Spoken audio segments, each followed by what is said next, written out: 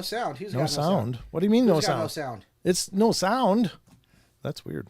I turned it on the other screen, and it's should have been on. But there we go. The sound is on. No, you haven't gone deaf, Maggie. I just didn't click the right button, apparently. Go figure. It's Wednesday. You should expect that by now, folks. I actually stroke out between Saturday and Wednesday.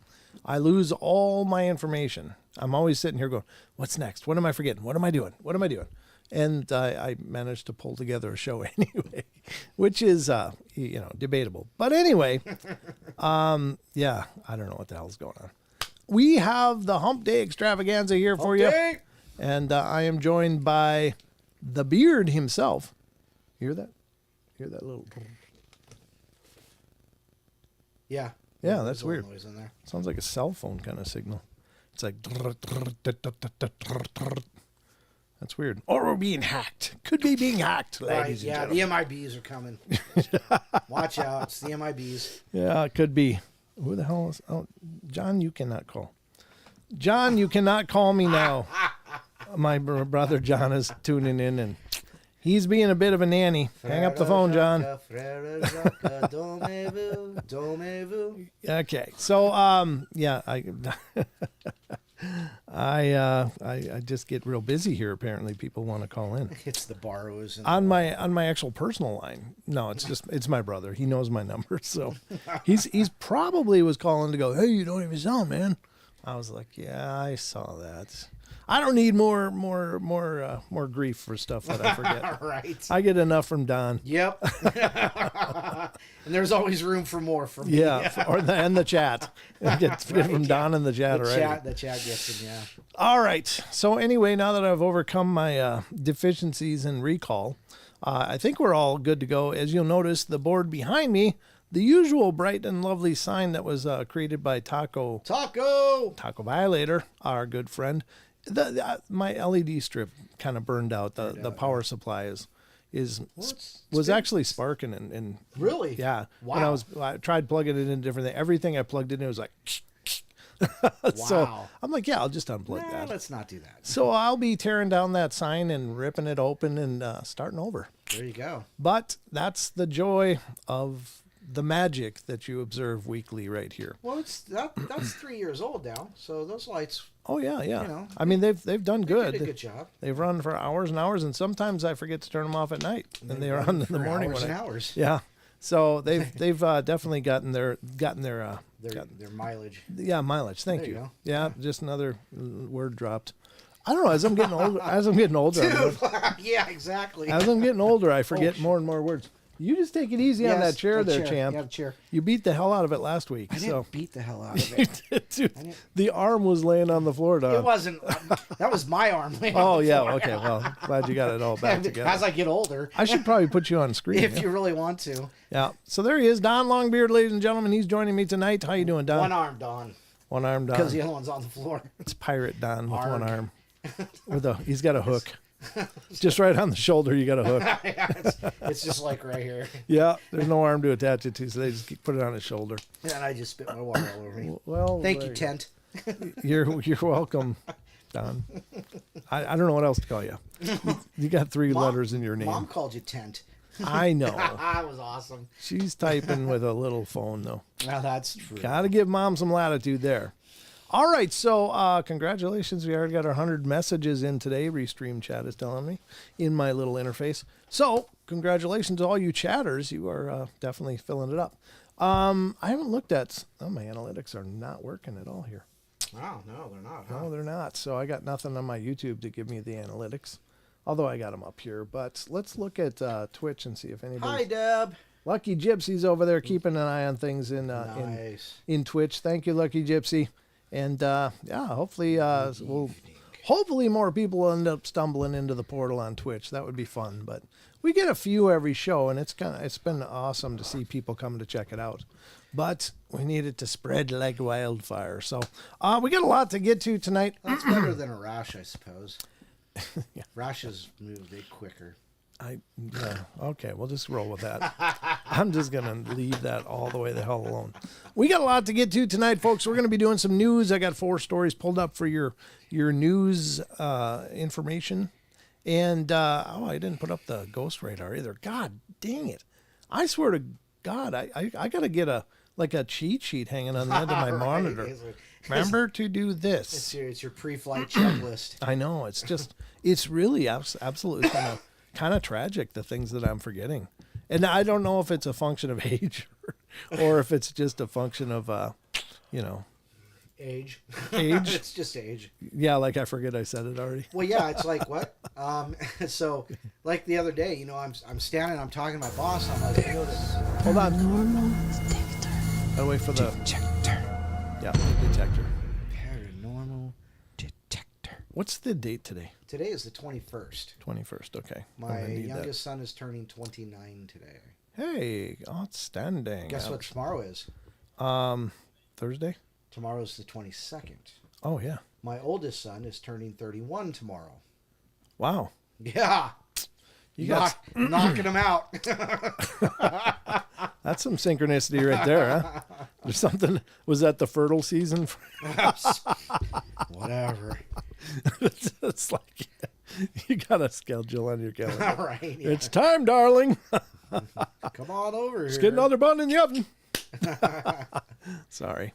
I'm not really a pig, ladies and gentlemen, but I play one on the show sometimes.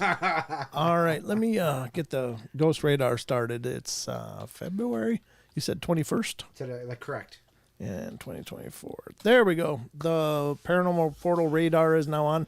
It's actually ex-paranormal detector. It's a old radar that I got, but have a lot of fun seeing what's popping in and out of the studio. Maybe. I'm not saying it's paranormal, but maybe. It's not normal. Nothing on this show is normal. We're not normal. All right, let me get things back up. Setting on my dryer. What? Normal is a setting on your dryer. Oh my gosh. I don't know. That's he doesn't care. He just turns it to 70 and pushes the button. Yeah, I might not. I might be old, but I don't act old yet. I don't say old jokes yet. But no, I'm just kidding. All right, here we go. So let's get to the news, and we're going to news you up, folks. So I hope you're ready for the news, because it's news time. News time, Don? Dun, dun, dun. Done news. Done news. Brown chicken, brown cow.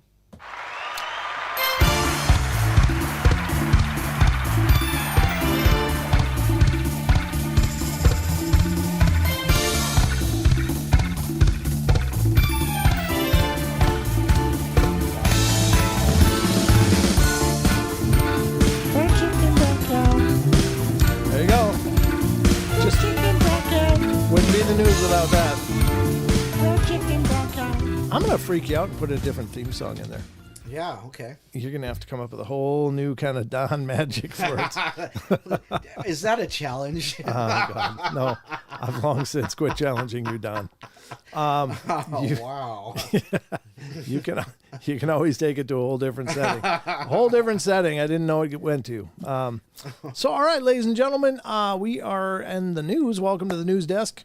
To all of you out there watching, hello. Thank you for joining us. We have breaking news tonight in the portal. Rachel says my memory will get better once I remove the crayon from my nose. Yeah. I hope it's not a red crayon, because I'm pretty sure you'd be seeing red by then. I really am getting a lot of noise. Maybe I should move my phone over. Oh. I don't know how it's interfering. I've never had that before, but it looks like my mic setting is. Coffee bean stuck in my nose when I tried to smell the fresh roasted coffee. Barbara, you're a little too close. Actually, that kind of brings back memories. This is a true story, ladies and gentlemen. When Minion yes, was about 2.5 years old, I remember this. he had a little thing of peanuts. He used to love to snack on peanuts. And all of a sudden he's like, Poor guy. I'm like, what's going on? And his mom comes and gets me and says, help, and so I'm like, okay, well, I'm looking.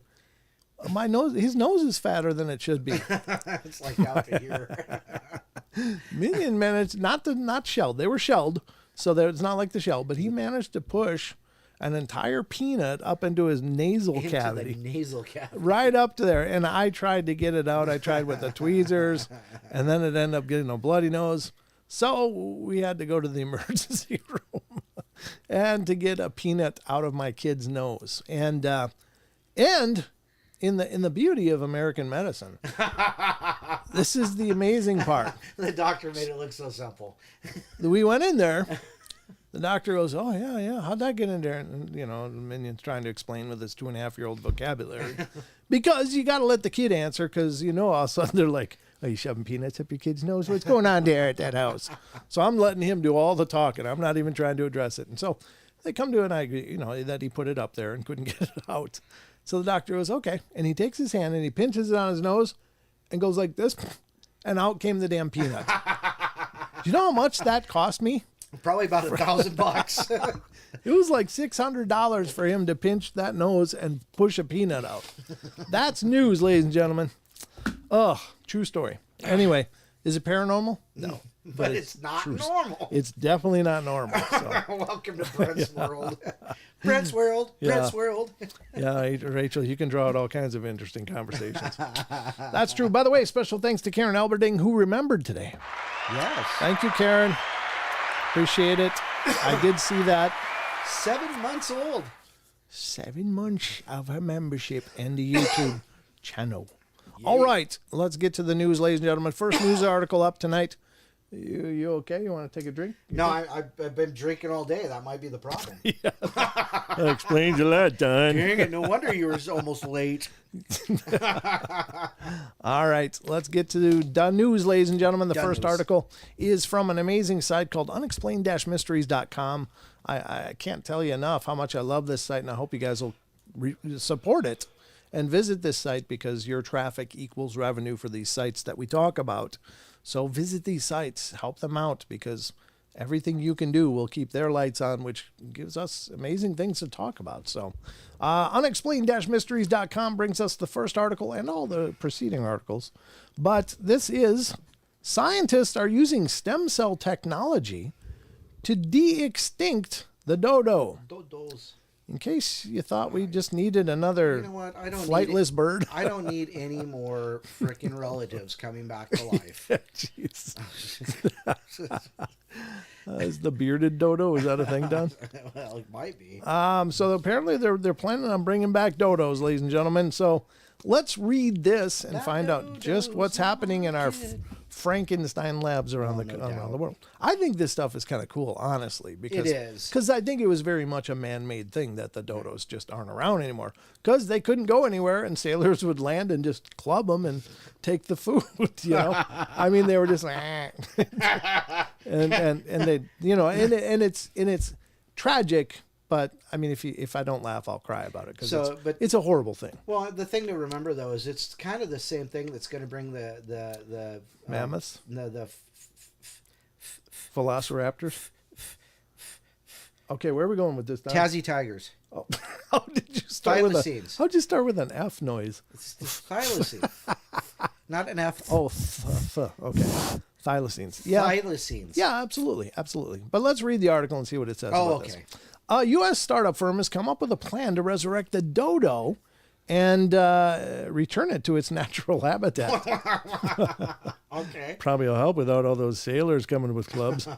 This iconic flightless bird, which once inhabited the island of Mauritius, is perhaps the best known example of a species hunted to extinction by men.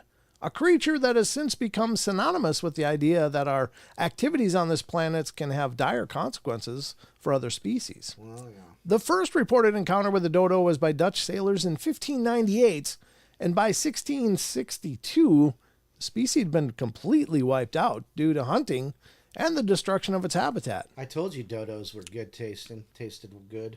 Oh, you got some jerky left over or what? You know that stuff lasts forever if you do it right. I bet it does. And it was good. Now, though, Texas-based startup Colossal Biosciences is hoping to turn back the clock by using a combination of stem cell technology and genome editing to bring the dodo back to life. Oh, boy. They are so optimistic, in fact, that they've even partnered with the Meridian Wildlife Foundation to find their new flock of live dodos a place to live in their natural habitat. To de-extinct the birds, the firm plans to modify the DNA of its closest living relative, the Nicobar pigeon, and combine it with the preserved DNA of an actual dodo. Okay, so it's going to be a pigeon dodo or something, I guess. The genome is then inserted into a live pigeon egg and zapped with electricity.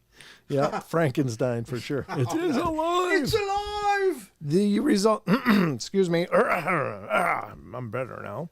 The resulting embryo would then be brought to term, resulting in an actual living dodo. The dodo, a bird intimately woven in the DNA of Mauritius, is also sadly iconic for the role mankind played in its extinction, said Vikesh Tataya, director of conservation at the Meridian Wildlife Foundation. It also symbolizes efforts to prevent species extinctions. We're so grateful for colossal technologies and the promise to return this iconic species, extinct since the 1680s, to its natural environment. Wow. That's pretty cool. I think bringing back the mammoths is cool. I'd make a Jurassic Park. I don't care. I mean, that stuff would be neat. It'd be neat to see how these things actually lived. Man, you know what? I have enough problem with the seagulls in the parking lot of where I work pooping on my car. Yeah, well, I don't need one of those pooping on my car. Yeah, well, that's true. So if you look up Nicobar pigeon, though, they're kind of awesome looking. Oh, yeah. Yeah, they're kind of... They don't look like a dodo. No. They don't. They're the closest They living look like relative. they have half a brain. Yeah. Because they can fly. I mean, the name dodo really wasn't... I don't know if that was a native name, but it sure became, something really dumb. I mean, that's what it's... Oh, you're such a dodo. I mean, it's not a term of endearment. So maybe they should name it something else. Well, they named it that because it was stupid. It was stupid enough to stand around while it got clubbed and eaten. So yeah. We're gonna change its name. The enunciation to be the doo-doo. The doo-doo bird. In that case, just... And here's John's truck. All right. Thump. That's their natural habitat, Don. I think. No, just kidding. All right, that was funny in my head for whatever reason, but you guys have to understand it's like a thunderstorm of things going on. It's a thunderstorm of WTF. Yeah, well, there's a hell of a lot of that. All right, so let's get to the next one. I hope you guys enjoyed knowing the dodo will be coming back sometime in the future. Stay tuned for more news and information on the dodo. I don't know how long that's going to take, but maybe they got it all figured out. They just got to pump one out. That did not sound right. That did not sound right. Sorry. I don't know. There's just only me and a microphone here and not much of a filter. So I apologize in advance for other stupid things you're probably going to hear throughout the course of the show. The next one up is also from Unexplained Mysteries, as I mentioned. And this one is, all right, there we go. Well, I don't know where they came up with this idea, but let's check it out. This one's from February 19th. Could aliens be using supernovae explosions to get our attention? What? It's like, Hey, we're over here. yeah. Hey. SOS. We're Yeah. stranded. We landed on this planet in a place called Roswell. Help! Yeah. Help! So they're doing supernovas now? Right. Phoning home, ET phoning home. Phone home. Yep. All right, let's see what it says. Astronomers have been exploring whether these huge stellar explosions could be acting as deep space beacons. Hey, look at me. That's a stretch, huh? I mean, are they catching some weird messages in these or what? Where do you get to that part? How do you get from, wow, look at that supernova explosion to, I wonder if they're sending signals? The aliens are trying to say hi. Yeah. Yeah, exactly. We'll be there soon. This is you. the boom, get it? Yeah. All right, thanks. Thanks for the courtesy laugh, Don. Astronomers have been... no, it's good. You can. Oh, sorry. Thanks. Astronomers have been exploring whether these huge stellar explosions could be acting as deep space beacons. Is there really an intelligent alien civilizations out there who want to communicate with us over vast distances? How exactly might they go about doing that? By blowing stuff up. Yeah, just let's nuke a star. Right. Yeah. Who needed that one? There's trillions more. Yeah, that's just stupid. Is there a really intelligent alien civilizations out there that want to communicate with us? Assuming that they're unable to actually visit us directly and cannot send signals that travel faster than light, their options for getting in touch might seem as limited as our own. But find a way around this. Astronomers at SETI have been looking for cosmic equivalent of what are known as shelling points, places where both parties might focus their efforts to communicate. One example of a shelling point here on Earth might be the entrance to a mall, a place where two people who got separated while going shopping might go to realistically expect to find one another.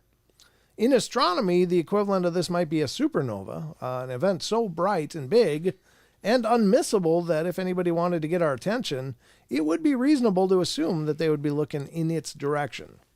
Recently, astronomers from Berkeley's SETI Research Center and the University of Washington and the SETI Institute set out to scour the heavens for signs of alien technosignatures or any sort of visible extraterrestrial beacon within the vicinity of the supernova SN 1987A. Their search sadly came up empty, but the premise of such a search still stands. This is a great demonstration of how we can prioritize our search efforts by considering what sorts of synchronization schemes other species might employ to get our attention. Astronomer Jason Wright of the Penn State Extraterrestrial Intelligence Center told Gizmodo. That was a lot of words. It's a big sky, and anything we can do to narrow down our search space can only help search for extraterrestrial technological species. Narrow down our search space. Yeah. Okay, so if you're looking out, if You you're got the looking out universe. if you're looking out through the James Webb, right? Sure. And it's just looking out there. You know, it's got, how wide is its lens? I mean, has it got like a 120 degree, you know? I have no idea. So if it's 120 degree from here. It's not really a lens, though. It's more of I think it's a microwave sensor more than anything. But it radiates out, not just in a line, right? It doesn't go in a straight line. It radiates out like a sound wave, right?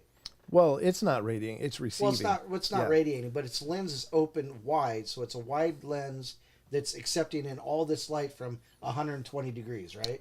Okay, maybe, yeah. Right? Okay, well, I mean, that's how a camera works, right? Well, yeah, but I don't think it's... Well, anyway, yeah. Well, okay. It might just be a sensor, but yes, I get what you're saying. The point is that you're picking up images from light years apart. Sure. By the time you get out to wherever the hell that is. Mm-hmm. And it's like one dot in this giant field of dots. Light years. And it's like, how the hell do you figure that one little explosion, little, well, relatively, is going to, mean, hey, let's have a party. Yeah, the other part of it that's kind of bizarre is that, I don't think, I mean, if we're dealing with potentially, and I believe this is true, with technologies. Please say higher intelligence. Yeah, higher intelligence, more advanced technologies by a long shot. Chances are they're not just, sending out smoke signals near blowing up stars. They're probably utilizing something that it maybe works in the quantum field. Not even in our physical field, like in a subatomic way that's, maybe information travels much faster than light in the quantum, Right. If there was a way to connect to that web of quantum. Oh, it's just all quantum mania. Quanta, as it's called. Singular. Yeah, I mean, it's, it's kind of, you deal with quantum entanglement. Right. And that shows you the potential of that with the, taking like an electron of an atom or a proton and neutron, splitting them apart. On both ends of the cosmos, if you move one, the other one in real time will move. So that shows that in the quantum field, this whole space thing isn't an issue. It's just wherever it is it's still doing what it would do in real time as if it was still connected to the whole. So, was that fun? Rachel. What did Rachel do now? Rachel says, a note from the aliens. We like you. We like you. Check yes if you like us. Hand it back. Do you like barbecue? Yeah. So, yeah, I mean, it's interesting. What kind of sauce would you like? I don't know how they got to this idea. Sure, it'd be like an amazing event that would probably draw attention, but I think if these beings are as advanced as we believe they are, right, then they're not going to be dealing with, hey, here's some light flashes. Check out what we're saying. Exactly. They're going to be doing something much more technologically advanced. So, yeah, exactly. We just moved into Venus. Would you like to come over for pie? Sorry, I'm busy in Uranus.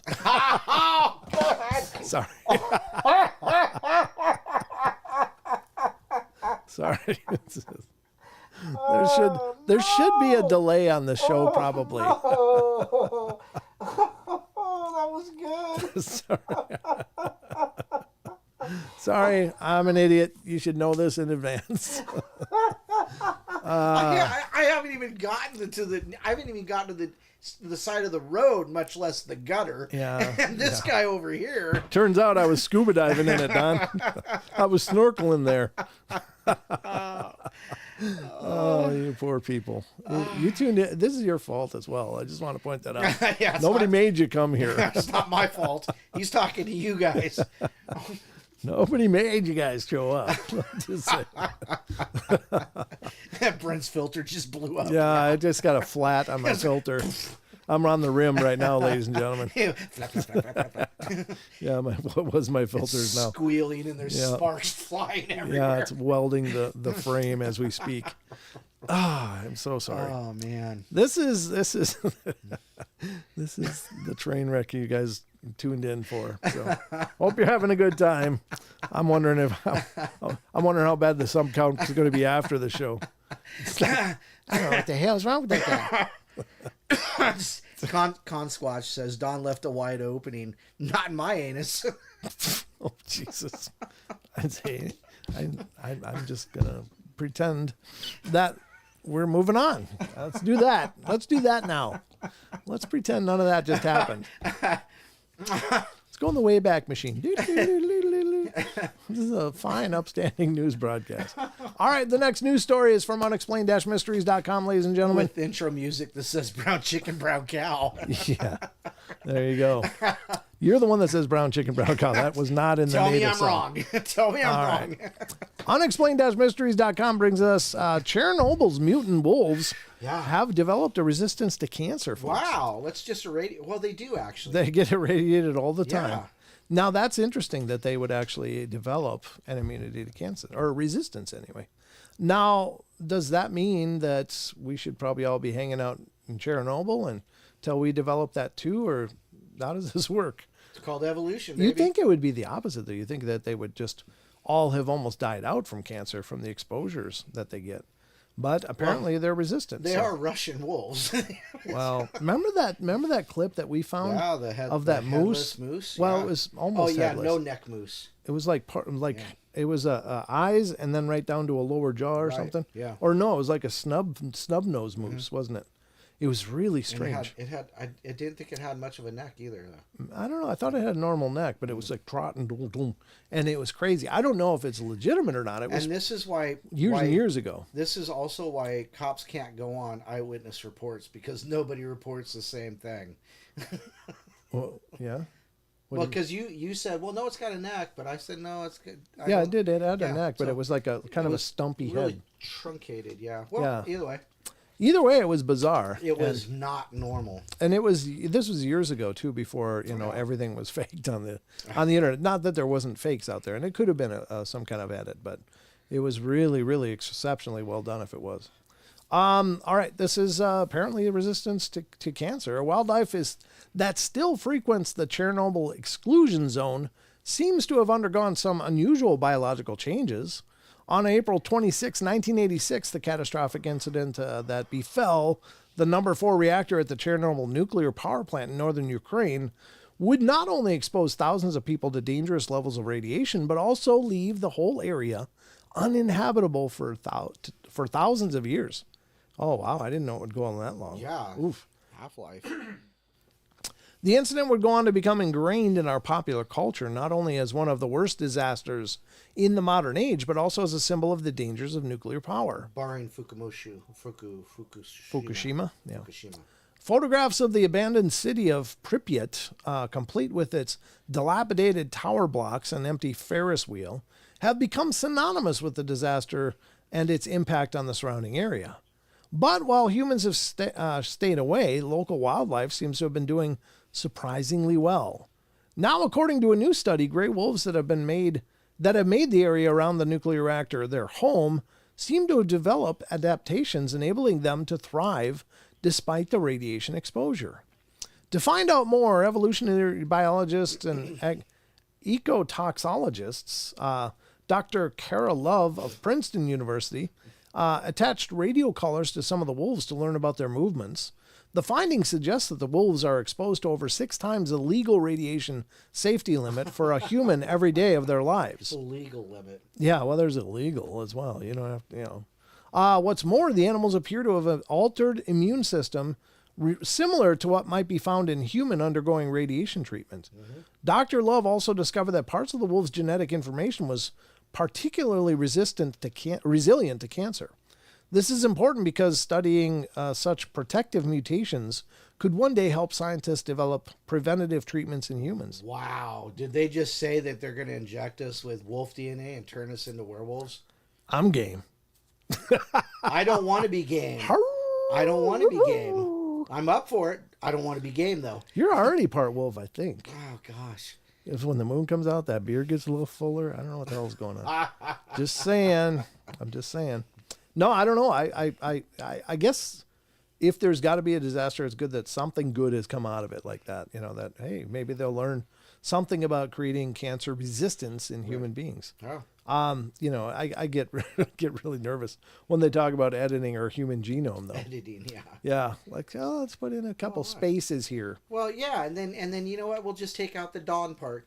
Oh, look, no more dawn. Yeah. You're suddenly clean shaven. Right. All it just falls out. Look, he's a thin waif of himself. Yeah. Yeah. All right. Well, that's that next article, and I got one more for you. Then we can move on from the train wreck that has become the news tonight, and he thinks it's just and into a whole different kind of train wreck. I'm sure. Right. Exactly. Yeah. Yeah. He thinks it's just concentrated on the news. Yeah. No, probably not. It's show wide. Unfortunately, it's like a pathogen here on the show. It's like It's a virus. once it spreads, which is a pathogen. All right. Unexplained-mysteries.com brings us the last story as well. And this is race for lunar resources could turn the moon into the next Wild West. Ooh, Don, what do you think of that? I'm sorry. I just got a message from Adam from B&B or BLB. So I missed it.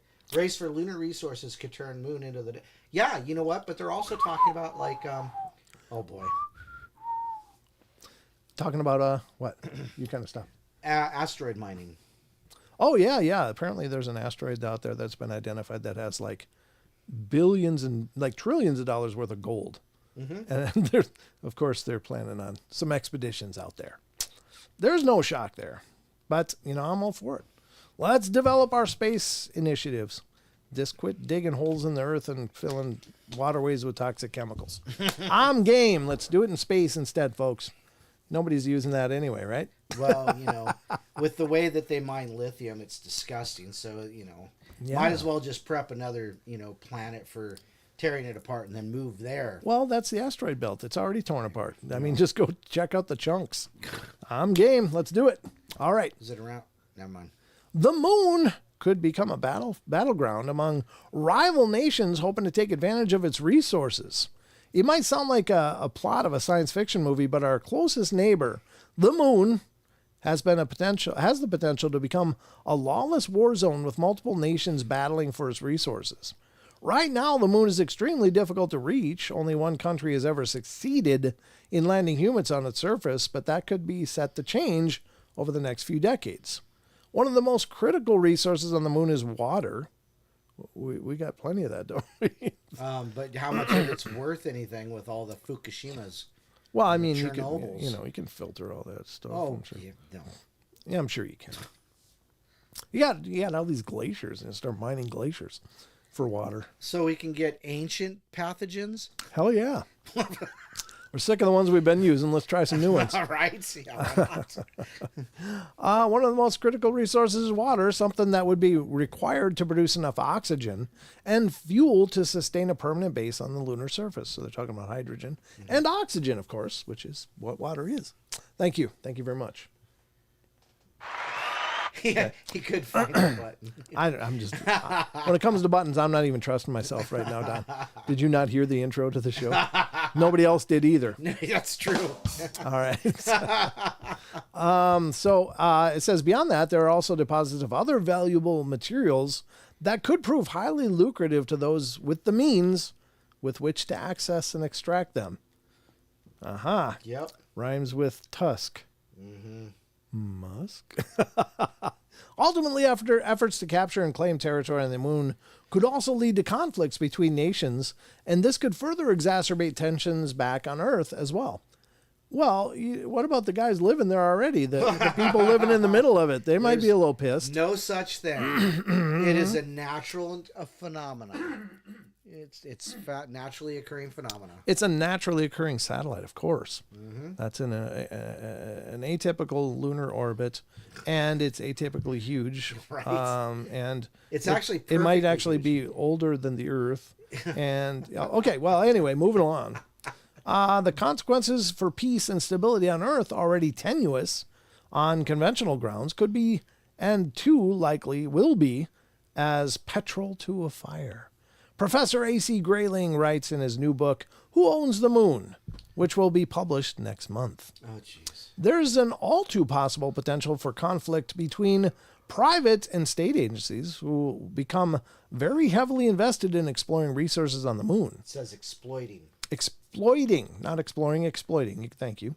That's an important difference. That is, yeah. To combat these issues, Grayling argues that there should be a new international agreement to ensure that countries cooperate and act appropriately with regard to lunar exploration.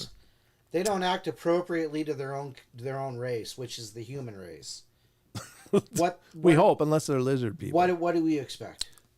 All right. In the end, though, it seems as though conflict in space is not just possible, but inevitable.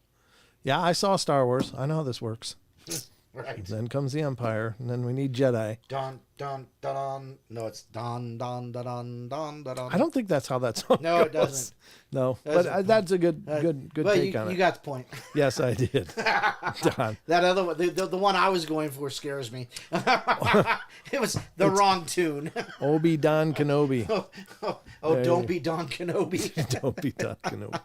Well, anyway, ladies and gentlemen, that's the news as far as I could scrounge some up for you. So I hope you feel informed, you learned something new, and hopefully had a couple laughs. Anyway, just a couple. Gosh. Digger Dog. So Digger Dog says, rung like a bell when we landed on it. Okay, so there's so many people that would argue with you about that because there's no way it could have rang. Sound doesn't move through vacuum. It resonated though. They had It did resonate. They had tectonic seismographs. Right. On there. So Yep. so basically, yeah, it created a vibration that it equates to a noise. Right. Well, And so people, yeah, but it rang like a bell makes perfect sense to me. People will just argue about it. It's just Sure. ridiculous. right, but it did. It resonated like a bell, is I think what they're saying. So, but yeah. Well, yeah, that's the. If you want to be very, very technical, yes, that's Sure. correct. Sure. But they didn't. It didn't happen when they landed on it. They shot the empty fuel cell. Yes. Backwards on purpose to see what it would do, and Right. it vibrated and create vibration that equals sound. Sure. In Yeah, if there was air out there. and they that did would- it twice actually. It didn't just happen once. They did it twice. Right. Two different missions. 2 different times. Yep. Yeah. That is true. Sorry, I'm froggy. Hold on. I used my inhaler earlier, and it all chose now to loosen up. There we go, I think. At least momentarily.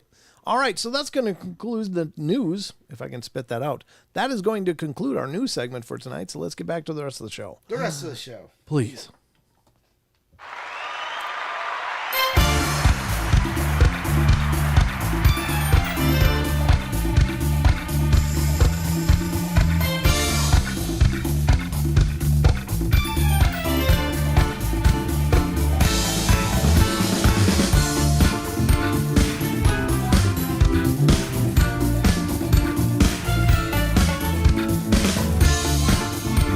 Paranormal Portal. I actually like that version better. There you go, ladies and gentlemen. We are back. This is the Paranormal Portal. I'm your host, Brent Thomas, along with my co-host, Mr. Don Longbeard, and we are diving into the fun that is the paranormal. Let me see. Yes, I do have it up. Okay, there we go. I just didn't know what I had open and not. I've been kind of all over the map. What is this? What is this? Oh, I don't even know. Glimmerman sightings? I guess so. Wow. Yeah, I pulled it up because maybe you guys don't know about it. I'm trying to remember now. Trying to remember the name of the show, but every 2 weeks, I do a morning segment on a show that is called. Let me get it. Hold on. You've been doing this on the regular? Yeah, I've been doing it for a while now. Oh. Yes, it is called.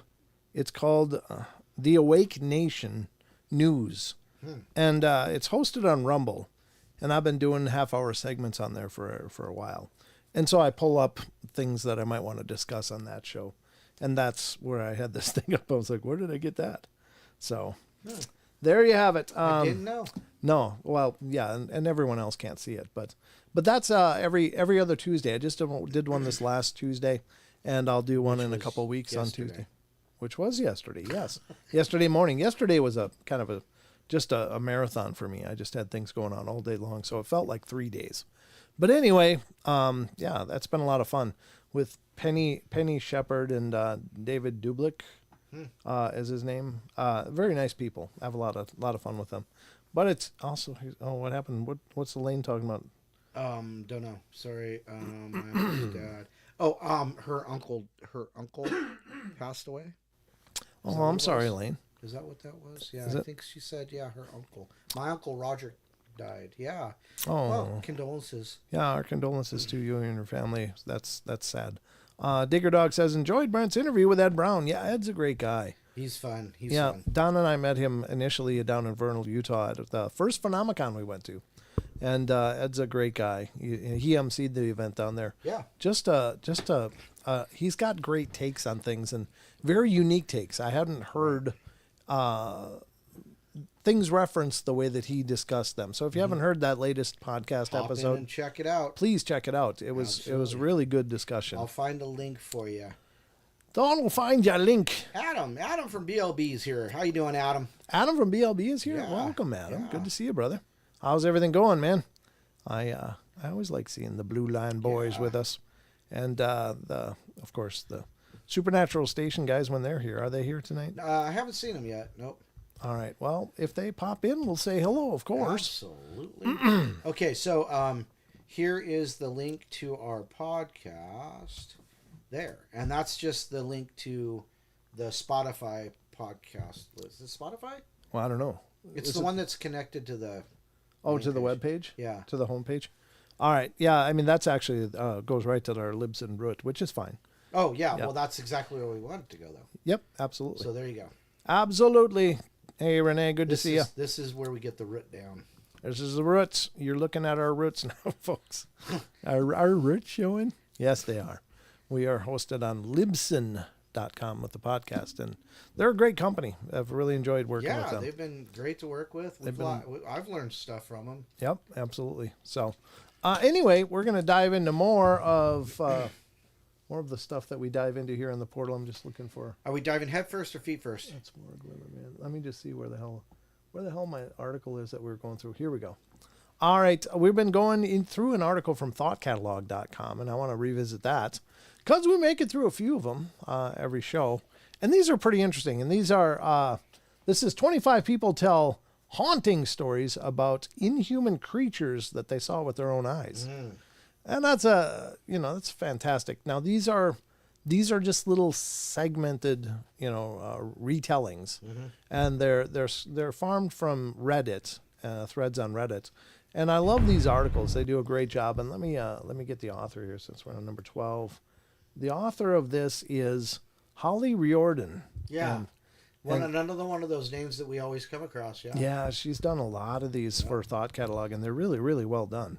So again, Thought Catalog's another one of those sites that I love these sites. These are amazing. I love these Reddit scrape articles because they're real quick, and you can cover a lot of ground, and they leave you with a lot of questions. That's the only side that's a little more frustrating. It's like, God, I want more answers, but Right. at least it gives you a glimpse of what people claim to have seen.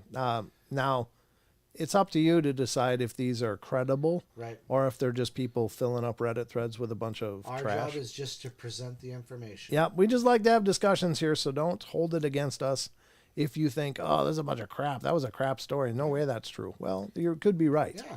We're not warranting any of it is true, but if only one of these 25 are true, That's incredible. Yep. So, it's not that everything we cover has to be true. I will say that everything we cover is presented as truth. And that's and when I read a really wild story, I'll be the first one to call it. I'll be like, I don't buy that. Yep.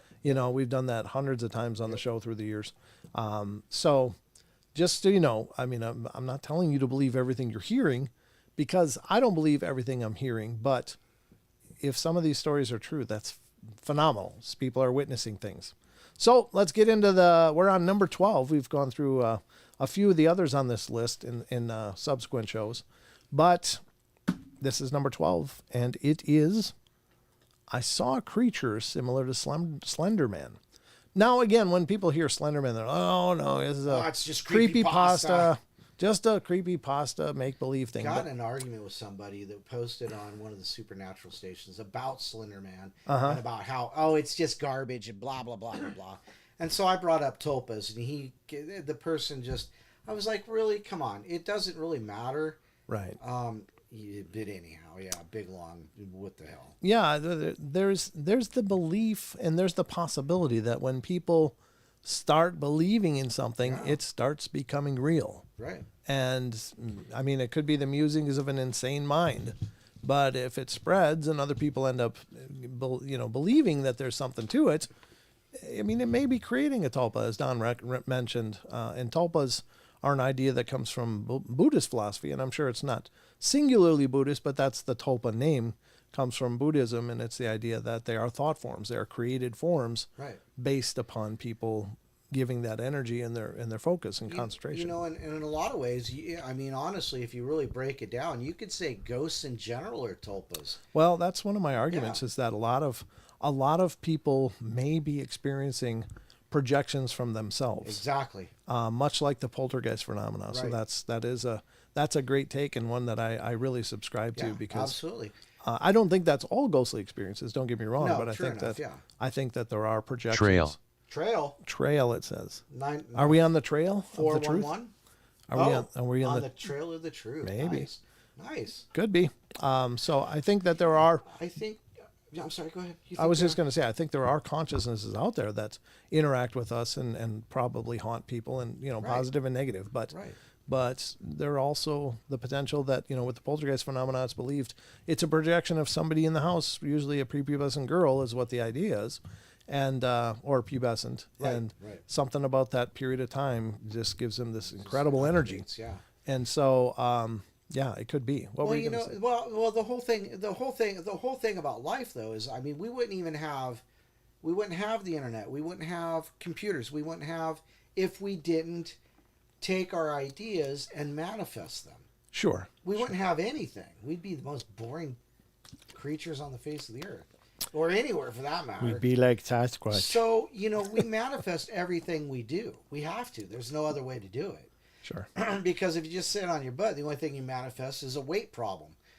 So, but, I've successfully manifested that. Well, I'm working on it, though. Yeah. But, I mean, anything that we think of, that we manifest, everything we think of in some way, whether it be physically or supernatural, paranormal, just writing the idea down. Yes. It's just all manifestation. It's putting power to something, putting energy to something. Yep. So, in fact, one of the I don't know, what is it? One of the occult esoteric practices, more magical related, deals with creating a thought form of your own that works as a shield, in a sense. Sure. And it's a long time of practice and meditation and idealization, symbolization, and focus, but that through time you can develop this, essentially an entity of sorts. Right. Well, I think it's probably you're creating a tulpa is really what it is. And its purpose is to protect you. Right. So. Well, and Barbara Mora, she says, they teach positive projection to achieve your personal goals. Sure. So you're manifesting your own destiny. The secret. By your positive energy being put out into the universe. Yep. And so that's a tulpa. Yep. And Adam mentions the secret, and that's That's a great example because The Secret is nothing new, although it's packaged like something new. But it's really just a lot of reworked ancient ideas, Right. From many different disciplines and pursuits. It's just kind of maybe a Bruce Lee method of taking something from a lot of different observations and creating this package. And so, that doesn't diminish it, but yeah. Anyway. That's great. Bruce Lee. That was a great. Well, how he would learn many different martial Yeah. arts, and he took what worked for him and Yeah. created Jeet Kune Do, the art of the intercepting fist. All right. Anyway, I saw a creature similar to Slenderman, so let's get into this and Yes. find out what's going on. Something reminiscent of Slenderman. Obviously, Slenderman is a creepypasta, but this isn't Slenderman. There's a farm behind my house separated by a canal. The farm stretches maybe 1,000 feet back before it hits a tree line. A couple of weeks ago, I was eating dinner and I was staring out at the farm. It was maybe 20 minutes until nightfall, and I saw what looked like a really tall gray version of Gumby Oh. walk out of the tree line, take 2 really large lunges, and then disappear back into the tree line. It was much too tall to be a person. The next night, at the same time, the exact same thing happened. Except my parents were with me, and I asked them if they saw that, and they just said, saw what? And then it happened again, the third night. So either my body has given me random hallucinations in sync with my body's time clock, or there's some weird slender Gumby demon living on the farm behind my house.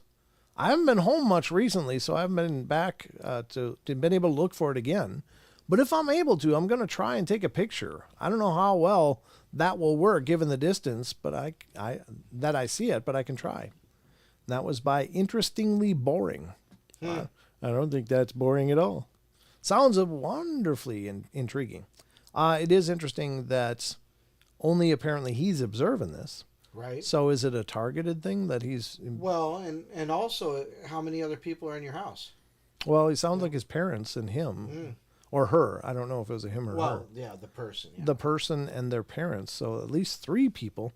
But maybe they just weren't looking in that direction. It sounds like 2 steps and then back into the woods. So Right, and it was just if yeah, they- just set up a video camera. yeah, It's the best way to do it. zoom, get that zoom up and just see what happens. Then it won't happen ever again. Exactly. Yeah. They don't like cameras. We've had that happen before. Yeah, yeah. All right, number 13. I spotted a UFO flying through the sky. I believe that. It was late at night, and I was driving on a quiet country road when my sister and I spotted a flying object. The first thing that seemed odd was that it didn't have any lights on it, and it was night. And this made me realize that it was actually flying low enough for us to see it without light. And then led me to consider the lack of noise it was making.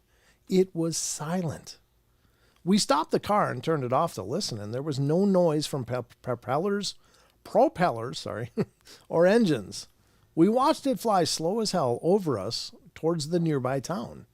The only explanation I could think of is it being a glider, but flying at night with no lights and being that low and 10 miles plus away from a landing strip seemed to rule that out.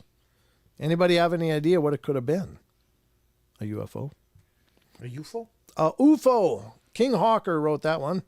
Very cool. I think they saw possibly a UFO. I don't know what shape it was. They don't really say though, do they? It just says a flying object with no noise. Didn't have any lights, but they don't describe the shape either. So that's one of those questions that you get at the end. It's like, well, what did it look like? I mean, could it have been a Batman balloon? I mean, who knows? Right. A group of balloons that drifted away or something. Who knows? Or it's coming down from after drifting away somewhere way far away. I don't know. Very strange, but no noise. Number 14, I saw a creature that was half man and half deer. Oh, so kind of like a centaur, except not horse, deer. Maybe. A deer man. Which And part not is deer. which part is man? Which part is deer? Let's read it and find out. Oh, my filter engaged just in time. Has something to do with Venus. No, it didn't. That's not what I was going to say. Oh, it can. Well, I'm sure it can. All right, so let's see what it says. I was 7 or 8 years old visiting my paternal grandparents with the rest of my family, and they lived deep in the woods. Deep? No, just deep, sorry. And I always hated it there. I felt like something was always watching and was always eerily quiet, not even crickets chirping. My little brother and I shared a bed in one room on the ground floor. My brother would sleep at one end, he said, against the window wall, and I would be on the other facing the window. And on this particular morning, I woke up first. The sun was brilliant, making the room gold through the curtains. And there, a silhouette against the window was a deer with the biggest rack of antlers I had ever seen. Glad you said antlers. Yeah. It was right there, like almost pressed against the window in profile. I stared in awe.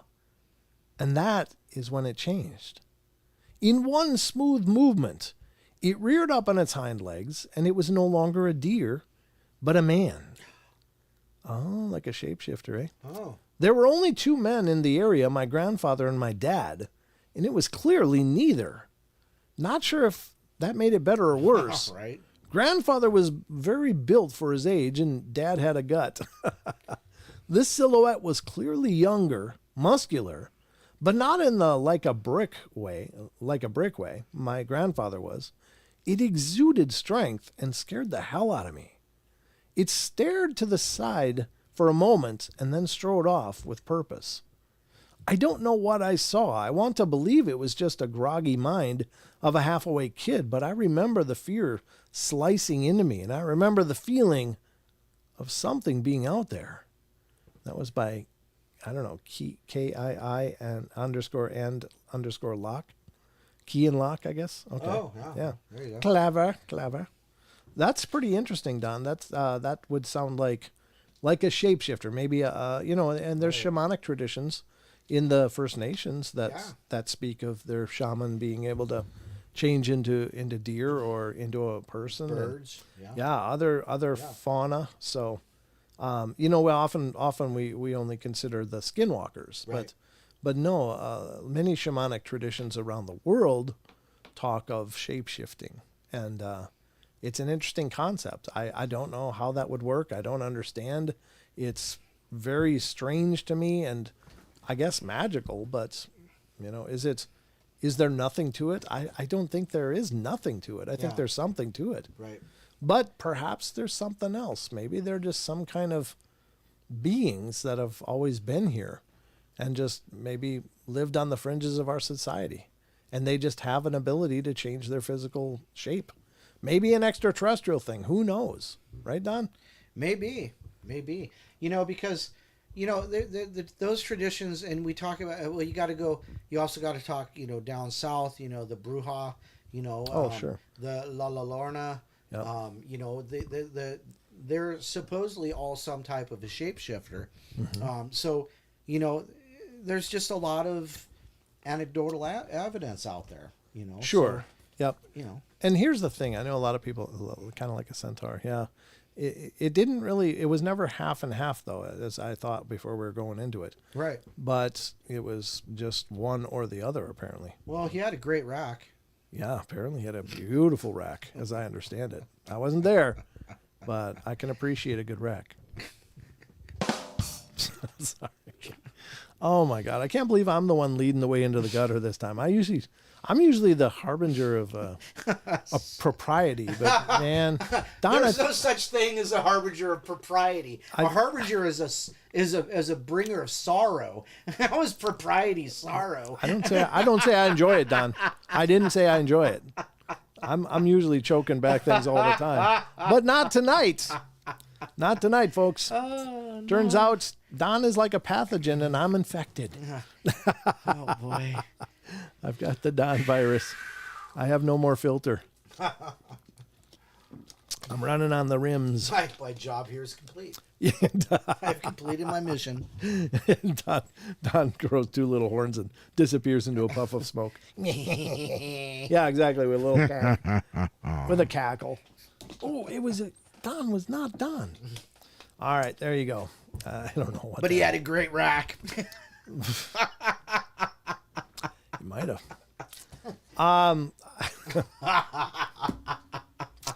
All right. Again, my filter re-engaged because it had to. I'd be demonetized if I went forward. So I'm going to just leave it there. Number 15. Okay, so from now on, just add on the end of it and a great rack. Oh, jeez. Yeah. I came face to face with a massive figure with red eyes. And? Well, I don't know. I'm not adding that, Don. I'm not that badly infected yet. I was around 12 when this happened to me, and during this time, my brother and I shared a room. That's about the time you noticed that. That's a second story that starts out with it. My brother and I were sharing a room. Yeah, well. Yeah. Yep. So, and it said we had bunk beds. During that time, my brother and I shared a room and had bunk beds. He had the top bed while I had the bottom. And the room was quite long, but really skinny, almost an L shape, if you will. Anyway, I remembered waking up one night. At the time, I could not figure out what I was feeling, but now I could describe it as dread and extreme anxiety. I stood up out of bed and checked to see if my brother's sleeping. And as I turned towards my doorway, I noticed it was open. Well, this was odd because we always slept with the door closed to keep the cat out. Yes. Yeah, I know. As I walked towards the door to shut it, I could see a shadow in the doorway that was illuminated by the hallway nightlight my dad has set up for us. Well, I peeked around the corner, and that was when I saw whatever it was I saw. In the doorway was a massive figure. If I had to guess, probably around 6'6" or 6'7". Extremely lanky, and the only detail I could make out was its long, skinny arms and its eyes, which were red. I remember staring at it for a couple of seconds before it entered the room, having to bend at the waist just to get underneath the door frame.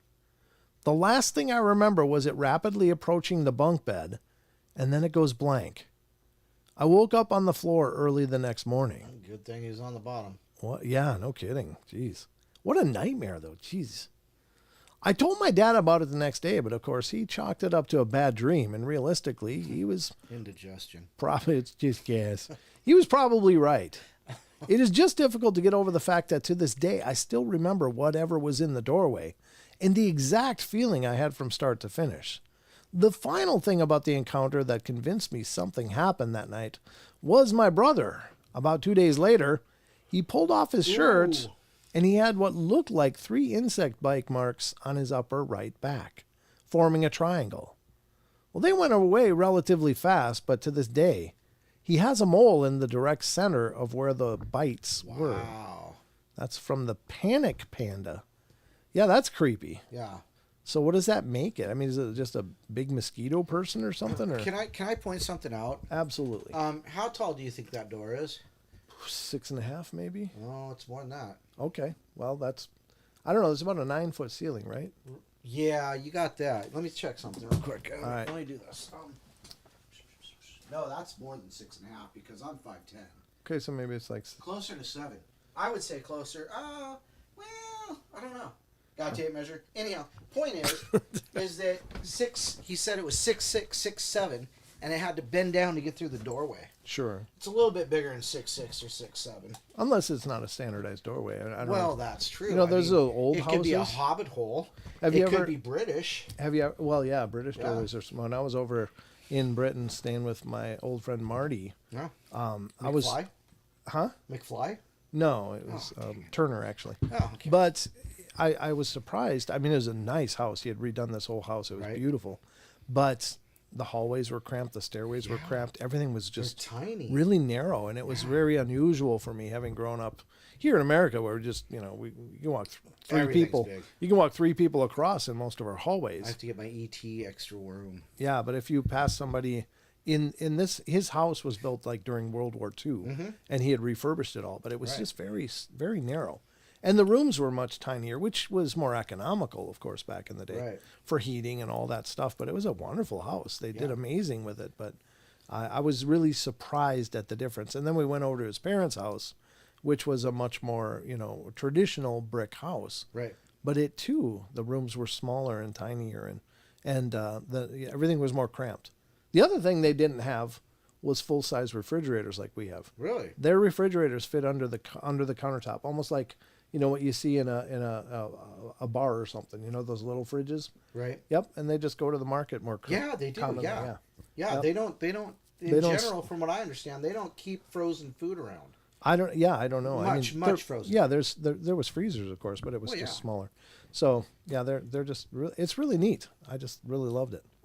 So yeah, because every time I think of a British house nowadays or something like that, I think of like the Order of the Phoenix. Right, yeah. And so you got that, you got the townhouse, the brownstone townhouse. Yep. But everything is so small. If you watch them, and if you watch like movies, in British movies, you see them. They're like squeezing past each other to get into doorways and hallways. Yep. It's just like too much touchy. Thank you. I have a personal bubble.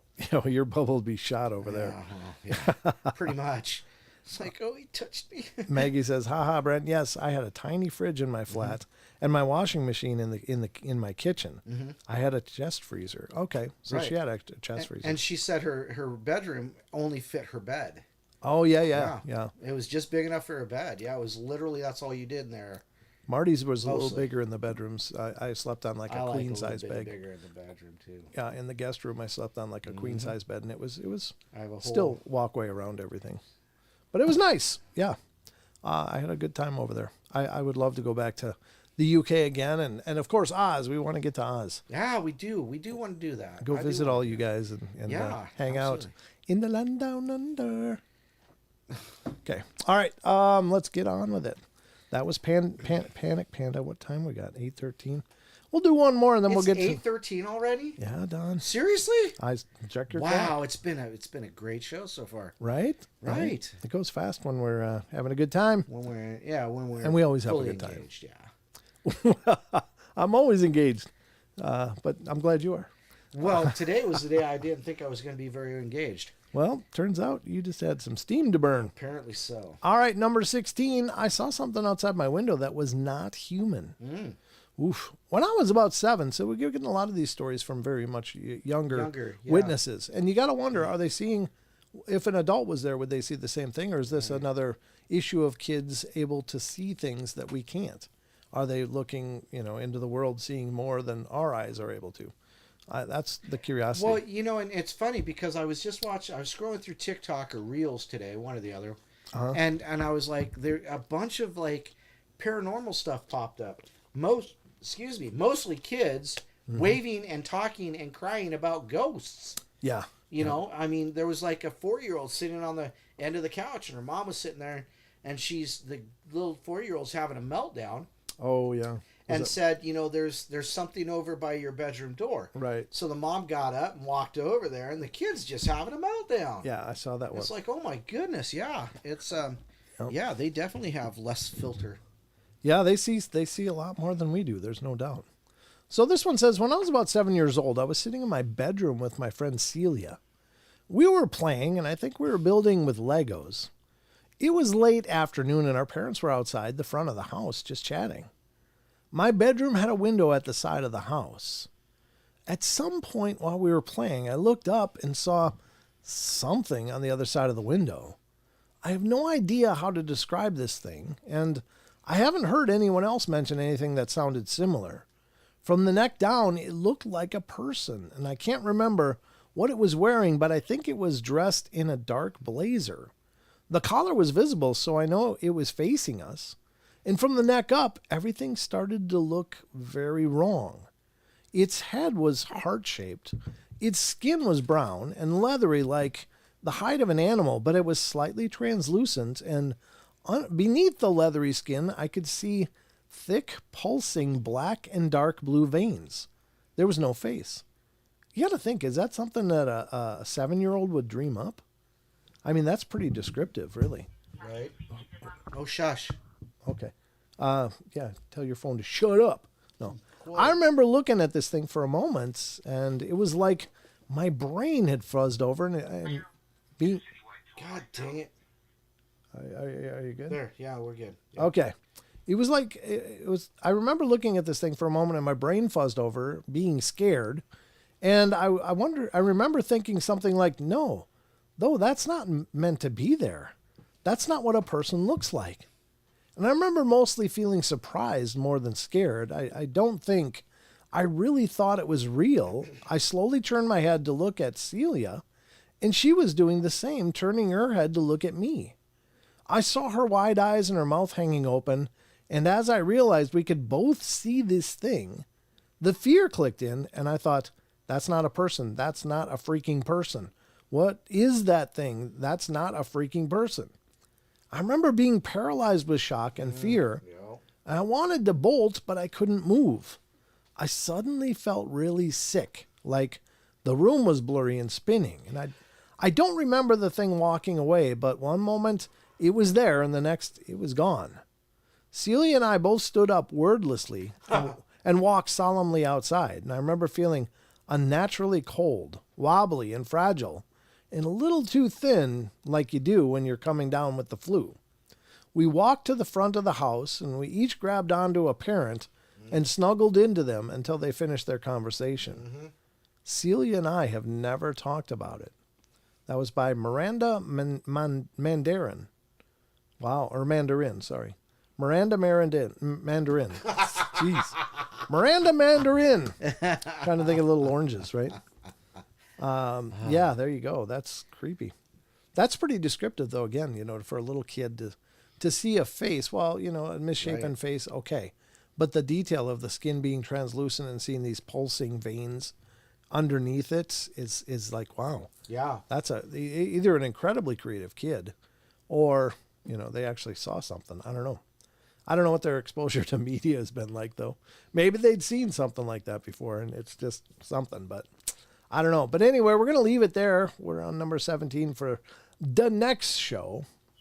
But I do want to point out, ladies and gentlemen, next Friday, this coming Friday, 2 days from now, I am welcoming Hometown Ghost Stories gentlemen to the show. Those guys That'll are be, awesome. Jesse and Dave and Rob will be here. And we're going to tear it up for 2 hours. I don't know what the hell we're going to do, but it'll be a bucket of laughs, I promise. Those guys are awesome. If you haven't checked out their show, check out Hometown Ghost Stories right here on YouTube. It's also a podcast. So they do their live shows and then they port it over to a podcast. So find them on all the major platforms as well as the Paranormal Portal. And I think you're going to enjoy it. These guys are great. I've co-hosted with them several times. They've been on this show once. Right. And we just have a ball together. They're just really great people. I hope you can meet them sometime, Don.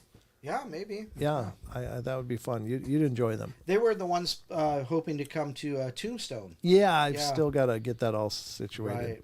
Right. I don't know. The Tombstone, I think, would be fun. Just to go to Tombstone would be fun. Absolutely. Because I love that movie. Johnny Tyler, Madcap. Why, whatever do you mean? Are we not friends? Not really. Not really. I'm your Huckleberry. I'll be a Huckleberry. All right. Let's get to some cryptids, folks, because it's time to dig into the cryptid corner of the Paranormal Portal and see what we can uncover here. And we're going to start with a Bigfoot story, and we're going to start at phantomsandmonsters.com tonight. Honestly, because I didn't get a chance to check out Sasquatch Chronicles tonight. I like to include both. Wes does an amazing job, and so does Lon, and it's great stuff, and they have no problem with us covering it. So they do all the legwork, and I just sit back and read it. It's an amazing situation. But hopefully we're drumming up some traffic for both of them. Yeah. They're both great guys. So let's get to Phantoms and Monsters. This is the hometown for Lon Strickler and his Phantoms and Monsters radio, as well as his published works. All their research efforts that they have going on. He works cooperatively with several researchers around the country, looking into several different Fortean topics like the Mothman, Bigfoot, Dogman, etc., other cryptids as well. So check it out. It is, again, phantomsandmonsters.com. And find links to Lon's show, which is Phantoms and Monsters Radio, which is also a YouTube channel. Watch his live streams, because Lon breaks down these stories oftentimes on his live streams, and you get a lot more than just the standard issue that I can give you, because he can give the inside scoop on a lot of stuff. So, is this the Ed Sullivan Show? Joe Snore. He always comes in with, is this coast to coast? Is this? He always does that. Hey, Joe, good to see you. Thanks for stopping in. It's not Ed Sullivan either. It's still the Paranormal Portal, Joe. But I'm glad you found your way back. All right, so we're going to a story from phantomsandmonsters.com to start out the Cryptid Corner. And this is from February 8th, 2024. Researcher details the LaFleur County, Oklahoma Bigfoot War story. I've not heard this, so this will be brand new to me and hopefully to most of you. But yeah, Bigfoot War sounds absolutely terrifying. Actually, doesn't it, Don? Yes. Yes. It Bigfoot does. War, yeah, like was it? Yeah. Anyhow, I don't know who's fighting. The Bigfoot are fighting each other, or they're fighting now, people, or Oklahoma, isn't that where the Hanobia? no? That Is it's in Hanobia? it's in that region. It's Yeah, in that region. So East Yeah. Texas, East Texas. Yeah. Southeast Oklahoma. Yep. I Okay. think that's or Southwest Oklahoma. I don't know how Oklahoma lays exactly. I'm geographically challenged, but anyway. All right, let's read the story and find out what this is going on here. This is an interesting tale of a group of Choctaw warriors and Anglo farmers who hunted down a marauding band of Bigfoot who had kidnapped Native women and children from the encampment. Oh, that's horrible. This is a terrifying tale, the story of a Bigfoot war that allegedly took place in eastern Oklahoma through the years. And I finally I finally decided to look into the matter, gather as much information as I could, and decide as to whether the tale might have some truth to it or if it was an outright fabrication. The following is what I was able to find out. It's said that in 1855, Choctaw people in what is now LaFleur County, Oklahoma, and farmers in what is now Arkansas were experiencing some terrifying events. It all began in a rather benign way with the theft of vegetables, a few heads of livestock, and other foodstuff by stealthy bandits in the night. The thieves were quiet, never seen, and they're also smart, as somehow they never ventured into Choctaw encampments on nights when a watchman was in place. Neither did the bandits ever fall into the traps set for them by farmers outside of Indian territory. Those charged with finding and capturing these marauders began to develop a begrudging respect for the willingness of their adversaries. As time went on and the petty thefts continued, while the thefts were annoying and did cause some hardships, near the Choctaw or neighbor Anglo farmers were afraid. However, things changed once women and children began to go missing. A group of 30 Choctaw cavalrymen was organized to hunt down the abductors. A group was led by Joshua LaFleur, a man of a mix of Choctaw and French blood who was deeply respected by his fellow tribesmen. Also joining the search party was a warrior named Mushula Tubi,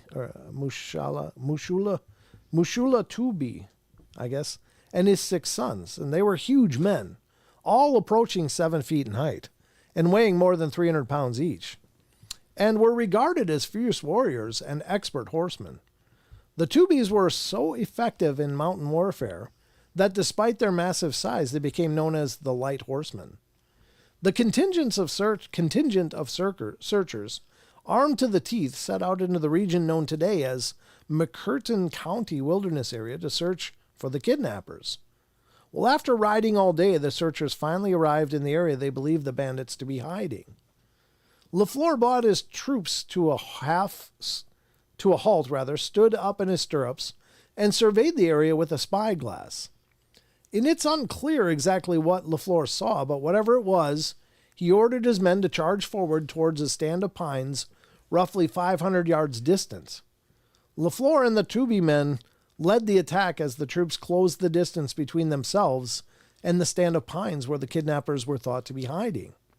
They were assaulted by a tremendous stench, the unmistakable odor of decay and decomposition. The horses of most of the men began to buck and rear, tossing their riders. Only the mounts of LaFleur and Tubi men were disciplined enough to remain composed, allowing the 8 men to continue through the pines. As the men cleared the small wooded patch, they came upon a large earthen mound. Scattered across the mound were the bodies of children and women in various stages of decomposition. LaFleur and the Tubis caught a glimpse of a number of the murderers fleeing into the tree line on the opposite side of the mound. Only 3 of the killers stood their ground to meet the charge of the Light Horsemen. And at this time, the cavalrymen realized they were not going up against any human foe. Rather, standing before them while snarling and beating their chests were 3 huge, hair-covered creatures. And despite what must have been a shocking sight to him, LaFleur drew his pistol and saber, spurred his mount, and charged. As LaFleur approached the nearest ape, it took a mighty swipe and struck his horse in the head, killing it instantly. LaFleur managed to roll off the fallen horse quickly, jumped to his feet, and fired multiple shots into the chest of the creature. Once his pistol was empty, LaFleur attacked the ape with his saber, opening up gaping wounds on the animal, which roared in rage and pain.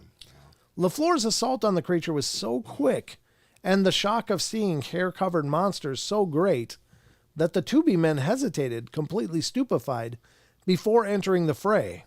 This delay allowed one of the 2 apes to get behind LaFleur, who was intensely focused on the ape he had engaged. The second beast grabbed LaFleur's head with 2 huge hands and ripped it from his shoulders. Oh, wow. The horrible sight jolted the Tubi warriors into action, and they opened fire on the 3 Sasquatch with 50 caliber Sharps buffalo rifles. 2 of the beasts were killed, instantly dropping to in their tracks. The third creature was wounded, but turned and fled before the lethal shot could be fired. Robert Tubi was only 18 years old, but already 6'1" and well over 300 pounds. Spurred his horse. What? Robert Tubi. Okay. Spurred his horse and ran down the injured ape, and dispatched it with his hunting knife. As the rest of the troop joined him, the light horsemen surveyed the area. The bodies of the dead women and children, mostly partially devoured, littered the area. The smell of decay, along with the terrible odor of the beast's feces, caused many of the men to vomit. After composing themselves, the men gathered the remains of the unfortunate women and children and buried them. And they also buried their leader, Joshua LaFleur. As for the 3 black ape monsters, their bodies were placed upon a huge bonfire and burned.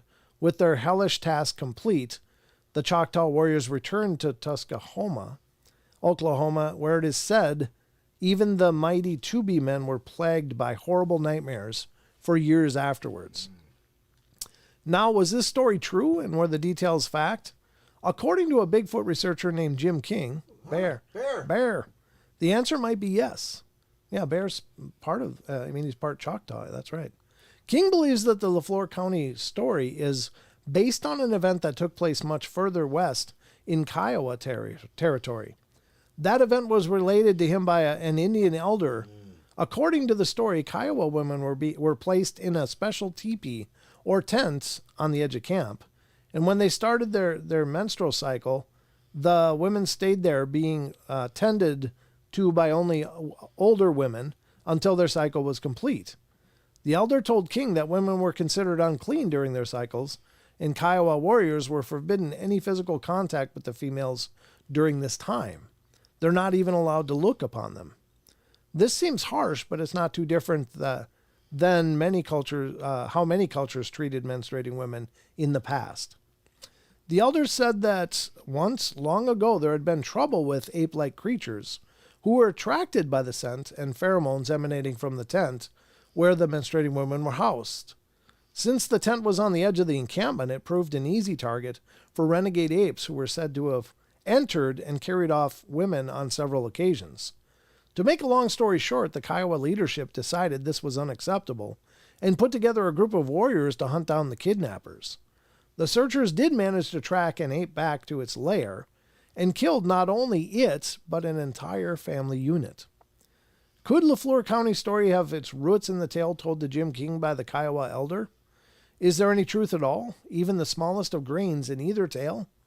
I've heard many people put their faith in the LaFleur County version simply due to the name of the unfortunate Joshua LaFleur. And they wouldn't have named the county after him if it wasn't true. I have not been able to find anything saying LaFleur County was named after Joshua LaFleur, according to the Oklahoma Historical Society's website. The name honors the prominent LaFleur family of the Choctaw Nation. Could Joshua LaFleur have been one of the prominent LaFleur family? It is certainly possible, but there does not seem to be any documentation singling out Joshua or his actions as a reason for the naming of the county. Interesting. That is very interesting because let me go back to something that RJ said in chat just a bit ago. He said that, let me get back there because it was interesting because it feeds right into what you were just talking about. We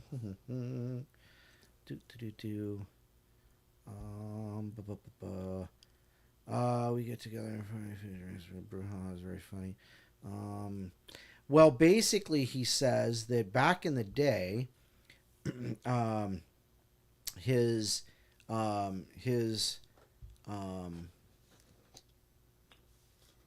tribe, if you will, had hunters. Oh, so, back in the day, we had warriors that knew how to hunt monsters and other things. Oh, wow.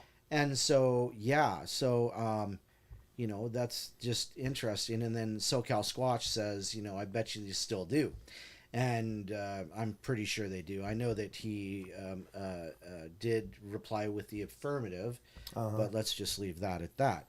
But yeah, hey RJ, what tribe are you? Are you, just as a quick question, if you'd like, if you would? That's something I don't know. So maybe he's Choctaw as well. Yeah, Glades Creature says Choctaw were big. Mm-hmm. Yeah, legendarily, the Anishinaabe were also 7 feet plus as well. Our friend Nase has talked to us about that many times. And yeah, I don't know what happened, but yeah, there was some extraordinarily large Native Americans. Yeah. So very cool. Yeah, I think that's a great story, though. Yeah. I think it's very interesting. And it's nice. It's nice to hear, you know, in the chat just tonight, you know, them say, you know, somebody saying, yeah, that's a fact. We used to go do these things. Wow. So yeah, kind of cool. Yeah, that's where the you know, you guys in the community actually bring a lot of life to what we do, because a lot of you have either heard things we haven't, or you have ties to some historical, you know, part of these things, and that's really fascinating and awesome. So thank you. Much like Maggie, she knew about the small houses in the UK. That's because she's British. I know. I know. She's a Brit living in Australia. Australia. Well, they drink Foster's because it's Australian for beer. Man, every Australian just cringes every time you say that. I know, but that used to be their tagline. Cade would be like, oh no. Cade, Gary too. Dean, Gary. Dean, yeah. Everybody's probably throwing. If they're watching YouTube, they're throwing beer. RJ is Navajo and Apache. Oh, okay. So Very cool. Awesome. Yeah. Mescalero. Apache Mescalero. Gotcha. That's fantastic. Yeah. Again, RJ, I'd love to hear your stories. You should be a guest on the podcast. Podcast. Just saying. Paranormalportal.net. Click interview me. Pick a time. By God, we'll have a talk. So anyway, that was a good story. Good way to start out the Cryptid Corner. And it's a historical thing. I've never heard of that. But it's I think Lon did an exceptional job. Did you see one of the sources on the bottom? No, I sure didn't. Swanser B. Oh, Brent Swanser, yeah. And Seaburn from, The Strange Case of the Human Bigfoot War of 1855. Nice. It was retrieved August 21st, 2020.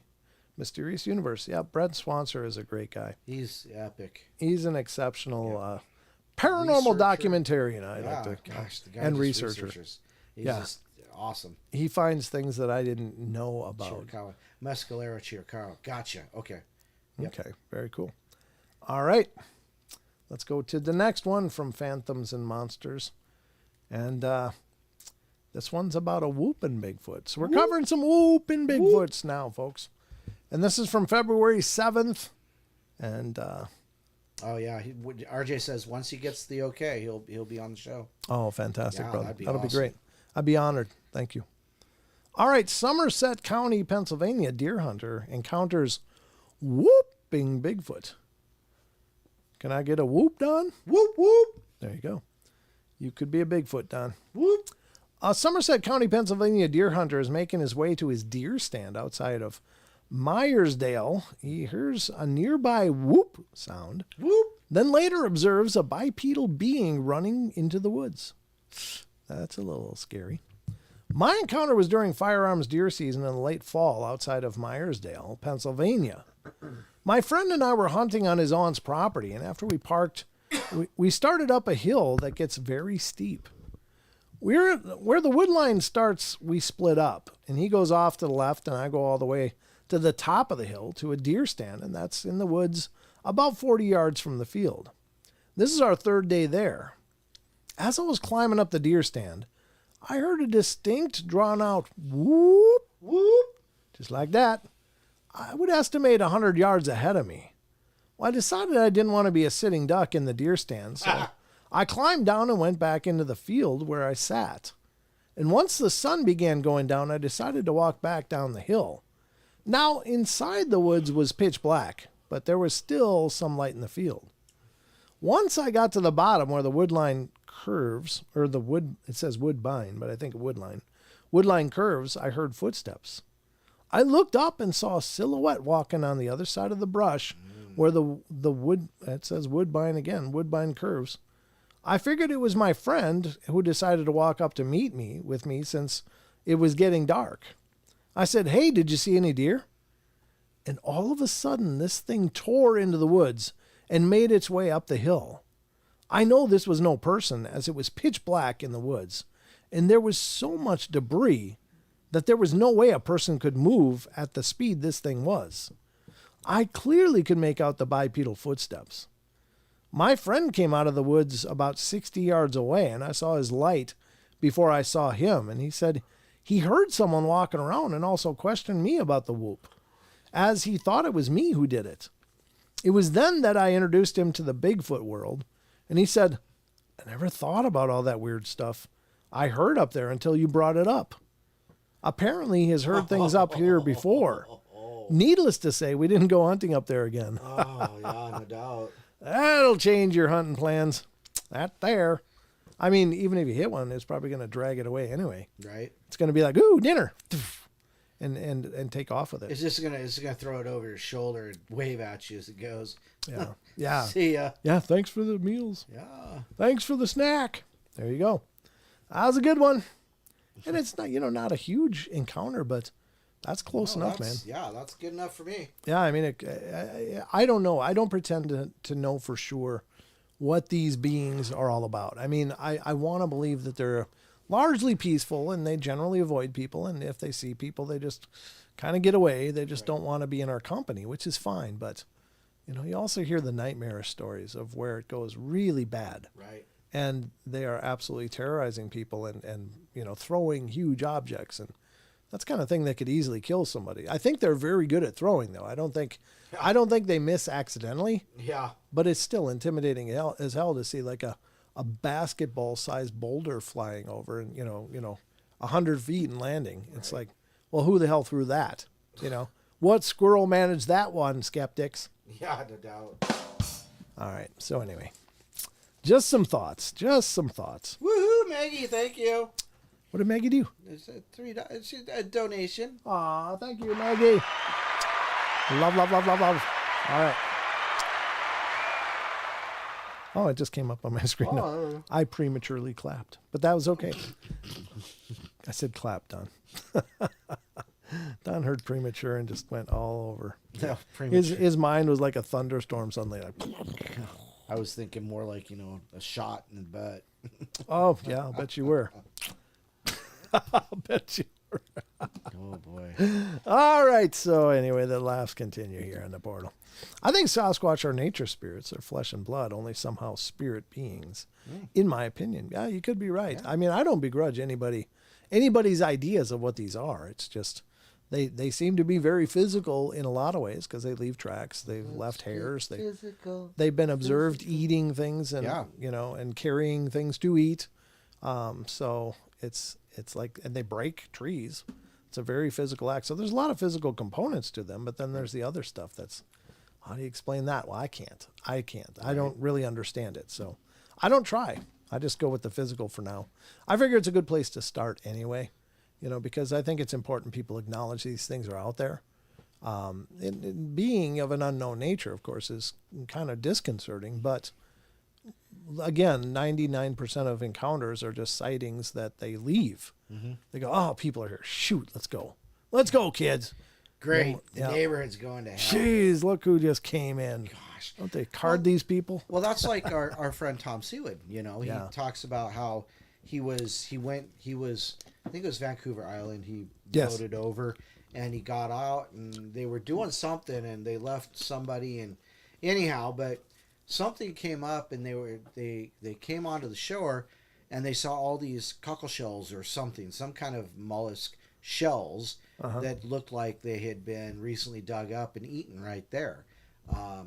So he believed that as they were coming up, there were Bigfoot down there eating, grazing on shellfish, and when they saw him, they went, "Well, great, unwanted dinner guests," and out he goes.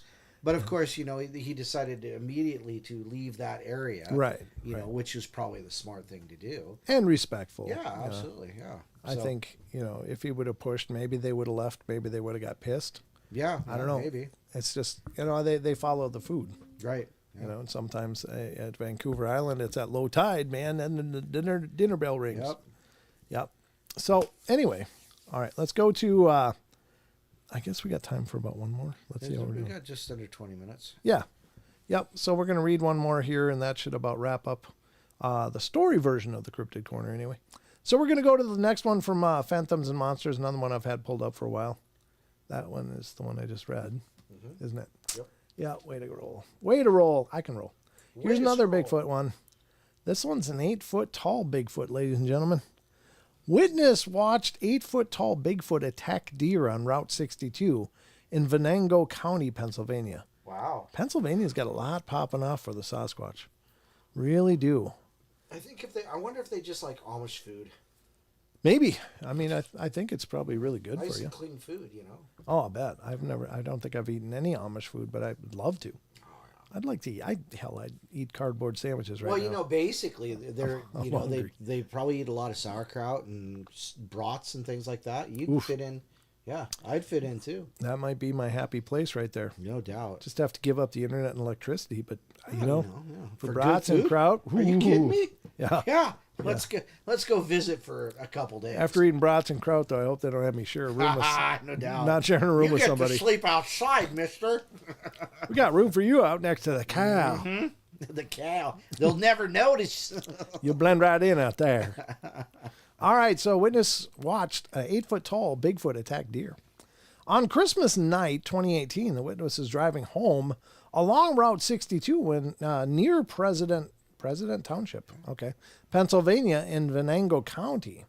He sees a young deer enter the roadway, suddenly attacked / killed by a Bigfoot.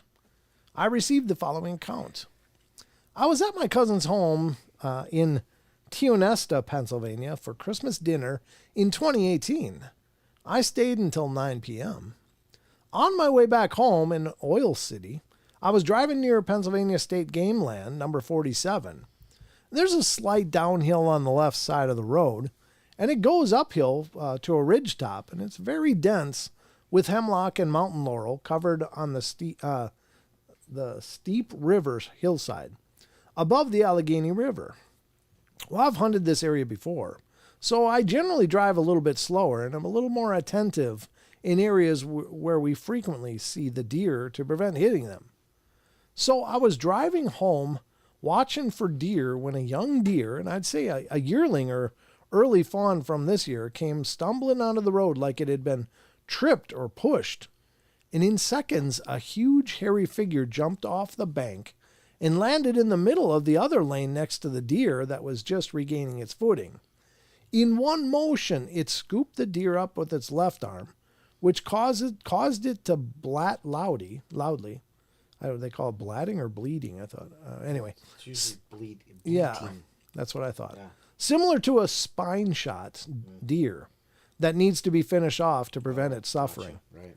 By this time, I'm barely moving while watching this scene unfold.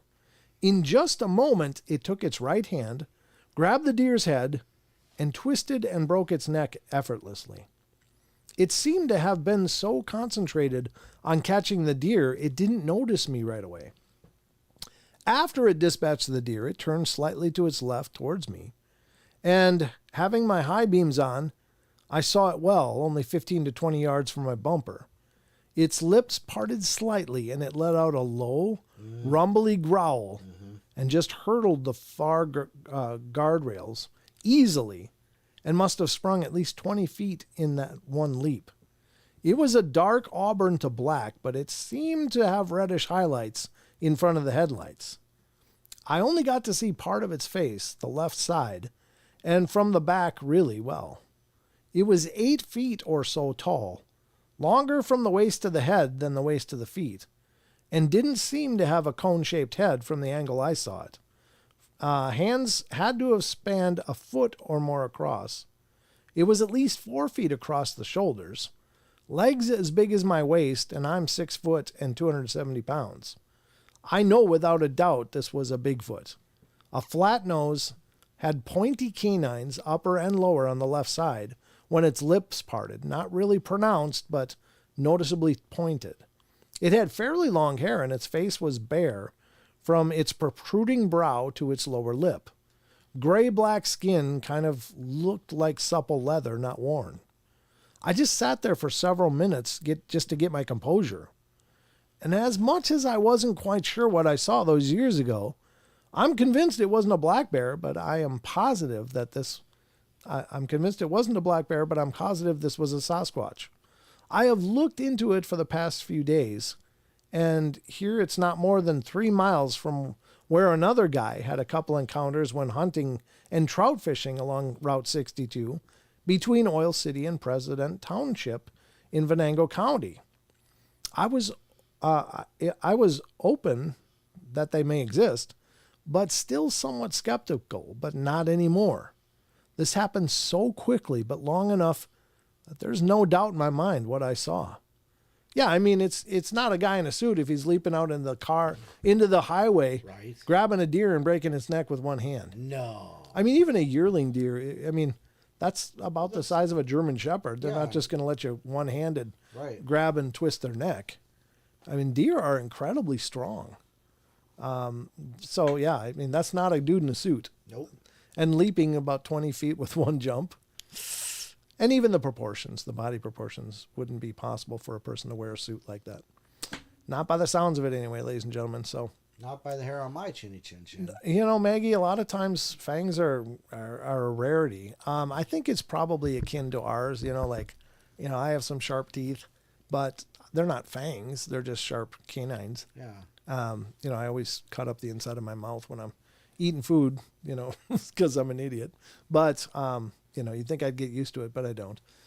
So I think they're more like some people have sharp teeth, but generally people don't, or they may have more pointy or less pointy. So I don't think it's a standard feature. I think it's just the biodiversity that some of them appear to have more fang-like teeth in the canine slots, and others, they most often people describe the Sasquatch teeth as like chiclets, those candies, those little square candies, and that's what people describe them as. They're like our teeth, but huge. So, yeah. And that would make sense though, because we have, we don't have carnivorous teeth. We have Omnivorous, right? omnivorous teeth. Yeah, opportunist. Yep.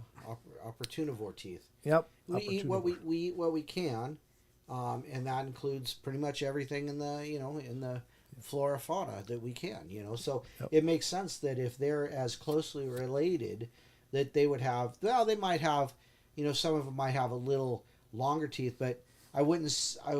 I couldn't see them using their teeth to attack with like a wolf. Oh, sure. They would have hands, and their incredible strength. They Yeah. wouldn't need to bite if they don't need to. Yeah. They snatch up a deer, and I could see, them biting the neck, to kill it. But why? When it could just tear its head off. So I'm going to repeat this story. It's one that I heard from an author that Bigfoot lives in Idaho. I interviewed her for the podcast. Yeah. Off the record, she told me a story that she would have loved to have printed, but couldn't because she couldn't corroborate it to more than one person. Right. And there was several people present. And what it was is a Native American party had gone out hunting elk, and they came upon this area, and it was basically like an open valley, but they weren't far away, but they were on one slope, kind of hunkered down, and they saw a whole herd of elk come out of the wood line across on the other side of the valley. And they're like, oh my gosh, everybody get ready. So they're all ready. They had their guns and were waiting for the elk to get closer. But they kind of went around, and then the big bull elk came out, and they said it was just monstrous. Oh. And it suddenly stopped after it came out of the wood line and zeroed in on this big boulder that was about maybe 30 yards away from it. And it started huffing and pawing and stuff. And apparently it charged behind this boulder, and suddenly out came the elk and this Sasquatch, and they were like, going at each other. And apparently this huge Sasquatch, according to the witnesses, which are these First Nation gentlemen, the big Sasquatch kind of got himself onto his feet, and he grabbed the bull elk with one hand, suspending it off the ground, holding it up in the air with one hand. By what? By its horn? By its neck, or its head, okay, maybe by its jaw. Sure. I don't remember exactly. It might have been grabbing its antler. That might be.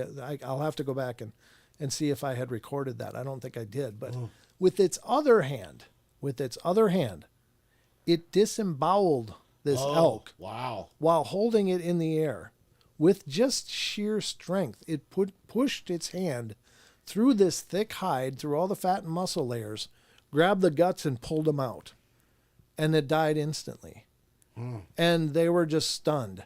And then apparently it grabbed the elk after it was dead, pulled it in half into two parts, and I think it grabbed the hind section, threw it over its shoulder, and walked back up into the forest. And left the front half, huh? And I think the Native Americans then went and harvested that. Yeah, I bet. She was only able to interview one 87-year-old hunter. The rest of the party had since passed away. Oh, so it was an old story as well. Very old. Yeah. Wow. So, but I mean, these are the guys that saw it. Right. Why would they make that up? I mean, that's incredible. With one hand, I don't know how much a full bull elk weighs. Oh gosh. It's got to be over 1,000 pounds, right? Oh yeah. So with one hand. Yeah. I mean, geez. Well, yeah, it's incredible. You think about the, and we talked to Vic Cundiff, and he talked about, the way to look at what did he call the weight distribution? I don't remember the law the rule that he was talking about. Yeah. But it was like, it's incredible if you think about that, and just how these things have to be huge. Yeah. Just huge. Well, just the strength. Yeah. Just for the strength. Yeah. To have that kind of strength, they've got to be big. Yes, the elks are huge, Maggie. They are They big. stand probably around 6.5 to 7 feet tall at their head. Yeah. Yeah. I can imagine a little bit taller, but moose get up to closer to 10 foot. Yeah. Moose are elk, enormous. I'm sorry if I'm standing by. So imagine about the size of maybe a 14-hand horse. Yeah, about the size of a horse. Yeah. Yep. So they're enormous. They have huge sweeping rack. I mean, they're a beautiful animal. Mm-hmm. They have this really, hairy neck region. The bull elks do. I mean, the females do as well, but they don't have the rack. Right.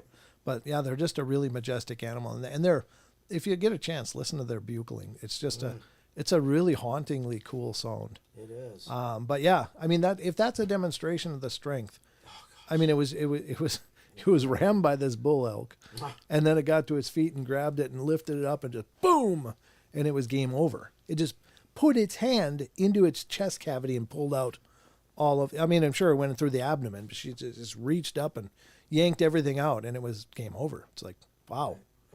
Yeah. I mean, whatever these things are, they are exceptionally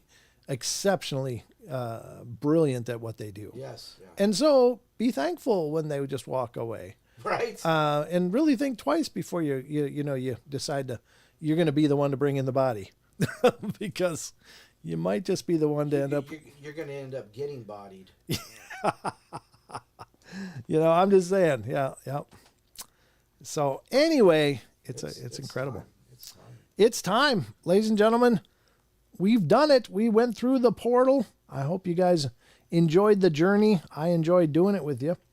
And again, Friday, Hometown Ghost Stories right here on the Paranormal Portal. We're going to bring those guys in, and I don't know what the hell we're going to do, but we'll have a ball doing it. So I hope you guys will tune in. And if you're not familiar with them, please check out their channel, YouTube channel, Hometown Ghost Stories.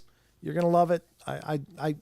They are doing it so well, and their YouTube is growing so quickly. They're going to pass us in no time. Oh God, yeah. Yeah, I mean they're I did post their website, hometownghoststories.com. good. And I also put up Lon's Phantoms and Monsters Radio. Oh, YouTube. very good. So very yeah, good. so I sent so there you go. Very good. They were guys. there. Go back and look for them if you want to. All right, I'd like to eat elk once. Yeah, me too. I've never eaten Elk it is either. great. I've heard Moose it's is amazing. awesome. I've heard moose is better. Gosh. I've heard bear is amazing too. I've never Bear's eaten good. any of those. You got to cook it right because it's greasy, and if you don't cook So it's bear like right, just the way I like you it. end up with like the same thing you can get from what is it, pigs? Oh, If you don't cook it right, yeah. Is it wormy? trichinosis or something. Trichinosis? Yeah. something like that. Isn't that what's in? Isn't that in turkeys? I don't know. I don't know. I know it's some kind of parasite that's yeah, in it's pork. a parasite. Yeah. So the bears can be wormy too. I know my cousin Paul actually hunts bear and has hunted bear, and he talked about that you got to be careful for the worms. right. Yep. So, and he's listening right now as we speak. So, anyway, that's gonna wrap it up for us. Don, anything in closing? Just remember to get your paranormal portal gear, like this bucket hat here, like the one Maggie has. Hey, Maggie, did you buy one for your kid? Remember, she was stealing it.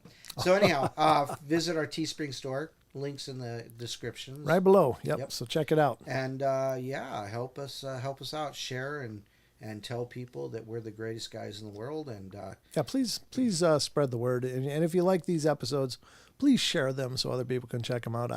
I was really disheartened by the subscriber boom that we had, and then the subsequent unboom, where we're back to normal now. We're just over 13,000. We're at 13,743, and we went back down to about 13,013. So it was a blow. It really hurt. I was really excited for a moment, but that would have been nice. So. yeah, that would have been brilliant. But anyway, here's to hoping that someone continues to enjoy the show. I know all of you guys do. Thank you all for your love and support. It's going to wrap it up for us tonight. Remember, Friday, Hometown Ghost Stories. We're going to try to get some phone lines so Deb can do a Saturday show. I don't know. It's a dice roll right now. I don't know if I can do it, but if not, we'll reschedule with Deb. There you go. We'll figure out another time. But anyway, remember, we love you all. Be good, be kind, be nice. Take care of each other. Help each other out. Find the magic in every day, and remember to laugh as much as you can. And until next time, be good. Good night. Good night.